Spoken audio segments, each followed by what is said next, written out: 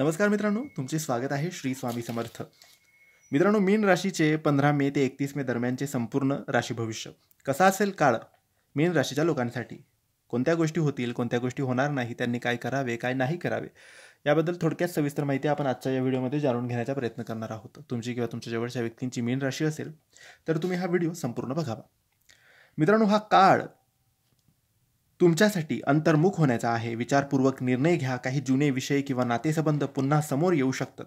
मन शांत राहील, पण कधी कधी आत्मविश्वास कमी जाणवू शकतो. सकारात्मक लोकांच्या सहवासात राहा. शरीर थोडं कमजोर वाटू शकतं. थकवा, डोकेदुखी किंवा डोळ्यांचा त्रास जाणवू शकतो. पचन समस्यांकडे दुर्लक्ष करू नका. ध्यान, प्राणायाम आणि सात्विक आहार लाभदायक ठरेल. नोकरी करत असाल तर कामात मन लावून मेहनत घेतल्यास प्रगती होईल. वरिष्ठांचे लक्ष वेधून घेण्याचा हा काळ आहे. व्यवसाय करत असाल तर व्यावसायिक निर्णय घाईने घेऊ नका. जुन्या क्लायंटकडून लाभ मिळू शकतो. आर्थिक स्थिती, पैशाचे नियोजन करण्याची गरज आहे. अनावश्यक खर्च टाळा. काही जुनी थकीत रक्कम मिळू शकते.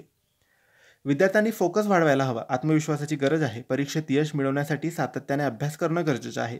काहींना स्पर्धा परीक्षाचे चांगले संकेत मिळतील. प्रेमसंबंध, जुने भावनिक संबंध पुन्हा उफाळून येऊ शकतात. विश्वास ठेवा आणि चुकीच्या गोष्टी टाळा. विवाहित जीवनात जोडीदाराशी मन मोकळा संवाद ठेवा. थोडं भावनिक तणाव जाणवू शकतो, पण संवादाने तो कमी होईल. कुटुंबातील ज्येष्ठांचा आशीर्वाद तुम्हाला मिळेल. भावंडाशी संबंध सुधारतील. सामाजिक व धार्मिक कार्यक्रमांमध्ये सहभाग वाढेल. काही अनपेक्षित पाहुणे येण्याची शक्यता आहे. 17, 23, 30 हे तुमच्यासाठी शुभ दिवस आहेत आणि 19 आणि 27 मे हे तुमच्यासाठी सावध राहण्याचे दिवस आहेत. बृहस्पती आणि केतूचा प्रभाव तुमच्या वैचारिक आणि आध्यात्मिक प्रगतीस चालना देईल. काही गोष्टी विसरायला भाग पाडतील, पण तुम्ही आत्मपरीक्षण करून योग्य निर्णय घ्या.